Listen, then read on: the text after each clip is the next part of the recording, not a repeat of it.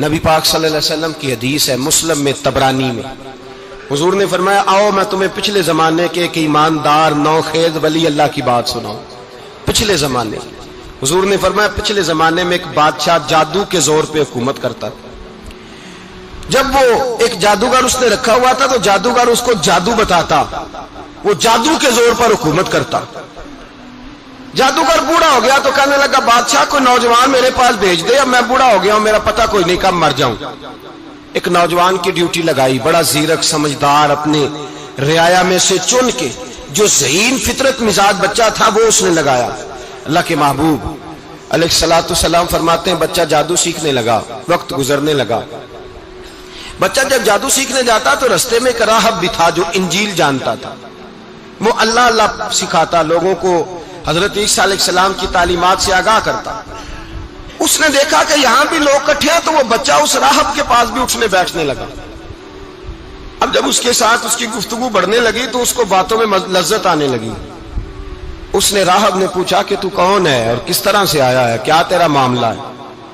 اس نے کہا جی میں جادو سیکھنے جاتا ہوں، آپ کی باتیں مجھے بڑی اچھی لگتی ہیں۔ اس نے کہا دین سیکھ، جادو سیکھنے والے کافر ہو جاتے ہیں، قرآن و حدیث سیکھنے والوں کو اللہ کامل ایمان عطا فرماتا ہے۔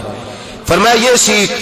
بچہ بیٹھنے لگا، اس کے پاس آنے لگا، باتیں دل میں گھر کرنے لگی۔ ایک وقت آیا کہ مسلمان ہو گیا، اور مسلمان کیسے ہوا؟ بچہ کہتا ہے میں تجربہ کر کے ہوا۔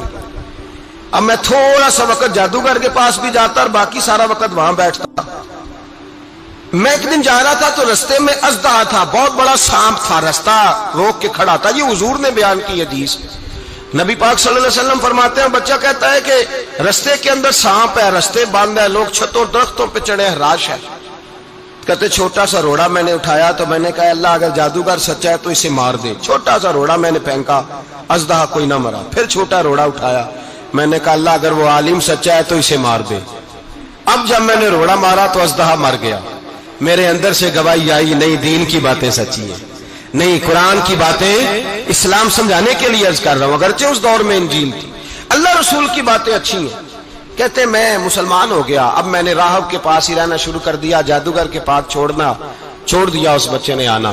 بادشاہ پوچھتا کہاں زیادہ وقت گزارتے ہو تو وہ بات گول کر دیتا، وقت تیزی سے بڑھنے لگا۔ اللہ نے اس نوجوان میں طاقت پیدا کر دی، اب وہ اس کے اندر نا اللہ نے توانائی روحانیت پیدا کر دی، ابھی جوان ہے، 14-15 سال عمر ہے۔ اللہ نے اب جو بیمار بھی آتا وہ دعا کرتا تو اللہ صحت عطا کر دیتا، جو بھی آتا۔ بادشاہ کا ایک درباری تھا، بادشاہ کو پنکھا جلتا تھا، وہ اندھا ہو گیا، کوئی ایسی تکلیف آئی کہ نابینا ہو گیا، بڑے علاج کرائے شفا نہیں ہوئی۔ کسی نے اس بچے کا پتہ بتایا کانوں میں، اس کے پاس گیا تو بچہ کہنے لگا شفا تو ہو جائے گی پر کلمہ پڑھنا پڑے گا، مسلمان ہونا پڑے گا، جس پیغمبر کا میں غلام ہوں تجھے بھی بننا پڑے گا، دین پہ عمل کرنا پڑے گا، اللہ شفا دیتا ہے۔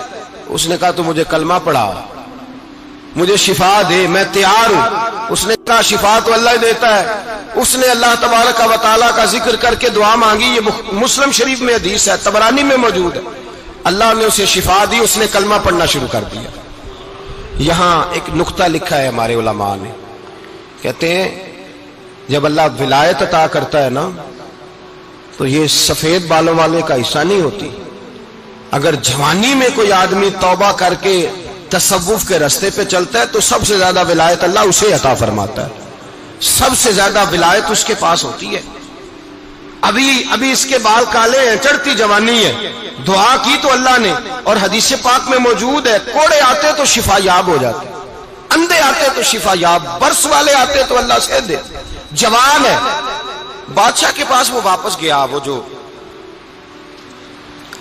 آدمی جس کی آنکھیں ٹھیک ہوئی تھی۔ بادشاہ نے پوچھا کہ کیسے شفا ملی؟ تو کہنے لگا میرے رب نے شفا دی ہے۔ بادشاہ سجدے کراتا تھا، اپنے آپ کو منواتا تھا معاذ اللہ، کہنے لگا میرے علاوہ کون رب ہے؟ اس نے کہا وہی رب ہے جس نے تجھے پیدا کیا ہے، اور وہی رب ہے جس نے مجھے اندھے کو آنکھیں دی ہیں، وہی ہے میرا مالک۔ کہا اچھا تو مجھے نہیں مانتا؟ کہا نہیں میں اپنے رب کو مانتا ہوں۔ بادشاہ نے اسے سزا دی، ستایا، اس نے بچے کا پتہ بتایا، پھر بچے کو بلا کے ستایا تو اس راہب کا پتہ بتایا، راہب بھی قتل ہو گیا، نابینا بھی قتل ہو گیا۔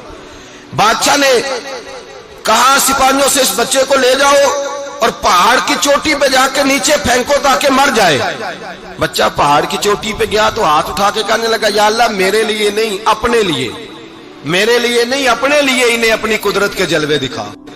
میرے لیے نہیں، اللہ کے بندے اپنی جان بچانے کی دعائیں نہیں مانگتے، اپنے لیے انہیں اپنی قدرت کے جلوے دکھا. یہ دعا مانگی، جتنے لوگ ساتھ آئے تھے وہ سارے زمین پہ گرے اور سب مر گئے، پہاڑ سے گر کے مر گئے. بچہ واپس سیدھا بادشاہ کے پاس کہنے لگا لو بھائی میرے رب نے مجھے بچا لیا ہے. جوان کا ایمان دیکھو، میرے رب نے مجھے، بولو میرے اللہ نے مجھے ایمان کی گواہی دے رہا ہے، میں بچ گیا ہوں، تو جھوٹا ہے، میرا رب سچا ہے. اس نے کہا لے جاؤ اس کو دریا میں، کشتی میں بٹھاؤ، بیچ دریا کے جا کے دھکا دے دو. بیٹھے کشتی میں، دریا کے بیچ گئے، اور جب جا کے وہاں اس کو دھکا دینے لگے تو اس نے کہا اللہ میرے لیے نہیں اپنے لیے انہیں اپنی قدرت کے جلوے دکھا. بس ایک طوفان سا آیا، جتنے سپاہی ساتھ آئے تھے ڈوب کے مر گئے. وہ بچہ اٹھا اور سیدھا پھر بادشاہ کے پاس، اسی کے پاس کہنے لگا لو بھائی میرے رب نے مجھے بچا لیا ہے، تیرے پاس آیا ہوں. وہ کہنے لگا تو کیا مصیبت میرے گلے پڑ گئی ہے، کیسے جان چھوٹے گی؟ تو بچہ کہنے لگا اگر تو مجھے باندھے درخت کے ساتھ اور سارے ملک کو بلائے، لوگوں کو اکٹھا کرے، پھر تو مجھے تیر مارنا، میں تجھے بتاؤں گا کیسے مارنا ہے، میں مر جاؤں گا. اللہ کا بندہ نوجوان ایمان دیکھو، مرنے کے طریقے بتا رہا ہے، میں تجھے بتاؤں گا میں کیسے مروں گا. یہ بات کہی، بادشاہ نے سارا مجمع جمع کیا، ملک سارا باہر آ گیا، درخت کے ساتھ باندھ دیا. کہنے لگا بھائی لوگوں یہ مجھے مارنا چاہتا تھا، مار نہیں سکا، اب میں اسے بتانے لگا ہوں کہ میں کیسے مروں گا. اسے کہو جب تیر مارے تو ساتھ میرے رب کا نام بھی لے، میں اپنے رب کے نام پہ جان دوں گا، ایمان کی پختگی میں اللہ کے نام پر جان دوں گا. اسے کہو رب کے نام پہ مارے، مر جاؤں گا. بادشاہ نے اللہ کہہ کے تیر مارا، پیشانی میں لگا، بچے کی روح پرواز کر گئی. جتنا مجمع کھڑا تھا سارا کلمہ پڑھ کے مسلمان ہو گئے، سارے مسلمان ہو گئے سارے. میرے رسول پاک سید عالم صلی اللہ علیہ وسلم نے نوجوانوں کو بتایا جب تمہارے اندر ایمان کی قوت آئے گی تو اللہ تمہاری مدد کرے. فرمایا وہ نوخیز ولی تھا، ابھی جوان رانا تھا، ابھی اس کی پیشانی پر جوانی کے آثار تھے، لیکن اس نے اللہ کو راضی کیا، رب کریم کو راضی. ولایت کا مطلب بڑھاپا نہیں، ولایت کا مطلب وہ نہیں کہ جب بڑا لمبا وقت گزر جائے تو پھر آدمی آئے کہ نہیں اب کیا کرنا ہے، اب مسجد ہی ہے، اب تو اس کے علاوہ گزارا ہی کوئی نہیں. تو اس وقت کا آنا اللہ کی بارگاہ میں قبول تو ہے، لیکن شاباشی اسی کو ملتی ہے جو جوانی کا وقت آئے، جو عین اس وقت آئے جو وقت میرے رسول پاک علیہ السلام کے غلام عبداللہ ابن عمر، حضرت عبداللہ ابن عمر رضی اللہ تعالیٰ عنہ فرماتے ہیں کہ میں نکلا، مجھے سفر کے لیے جانا تھا، تو تھوڑی سی کھجوریں، تھوڑا سا سرکہ، ایک شہد کی بوتل، چیزیں میں نے سفر کے لیے ساتھ رکھ لی. میں جب مدینے سے باہر صحرا میں نکلا نا تو رمضان نہیں تھا، غیر رمضان تھا. میں نے ایک نوجوان کو دیکھا بکریاں چرا رہا ہے، بکریاں چرا رہا ہے. اے جوان، آپ فرماتے ہیں اس کا چہرہ بڑا نورانیت والا، گرد پڑی ہوئی پر بڑا حسین. فرماتے ہیں میں نے اس کو کہا کہ آ جاؤ کھانا کھا لو، روزے بھی نہیں تھے. کہنے لگا نہیں میں نے روزہ رکھا ہوا ہے. فرماتے ہیں میں نے کہا پتہ کروں کہ نیرا نیک ہی ہے کہ پرہیزگار بھی ہے. نیک وہ ہوتا ہے جو نماز پڑھے روزہ رکھے، پرہیزگار وہ ہوتا ہے جو گناہ سے بچے، وہ پرہیزگار ہوتا ہے. کہا پتہ کروں پرہیزگار بھی ہے کہ نہیں. کہتے میں قریب گیا تو میں نے جا کے اس کو کہا بھائی تیری بکریاں بڑی پیاری ہیں، میرا دل کرتا ہے کہ بکری مجھے دے دو. کہتے وہ جوان، غربت بھی، پریشانی بھی، پر دامان توکل کی یہ خوبی ہے کہ اس پر پابند لگے ہوتے ہیں، دھبے نہیں ہوتے. غربت ہے. کہا جناب ایک بکری دے دو. آنے لگا جناب بکریاں میری نہیں، بکریوں کا مالک کوئی اور ہے. کہتے میں نے آزمانے کے لیے کہا کہ بکریوں کے مالک کو کہنا ایک بکری بھیڑیا لے گیا ہے، کہہ دینا بھیڑیا لے گیا ہے. تو کہتے اس نے میری طرف دیکھا، گرد سے اس کے بال اٹے ہوئے، آنکھوں میں روشنی، چہرے پہ اطمینان، لب و لہجے میں ایمان کی طاقت. نوجوان کہنے لگا حضور بکریوں کے مالک کو تو کہہ دوں گا بھیڑیا لے گیا ہے، جب عرش کا مالک پوچھے گا تو کیا جواب دوں گا، اللہ کو کیا جواب دوں گا. کہتے ہیں میں کانپنے لگا اس کی بات سن کے. واپس آیا، جو کام نکلا تھا وہ چھوڑا، واپس لوٹ آیا.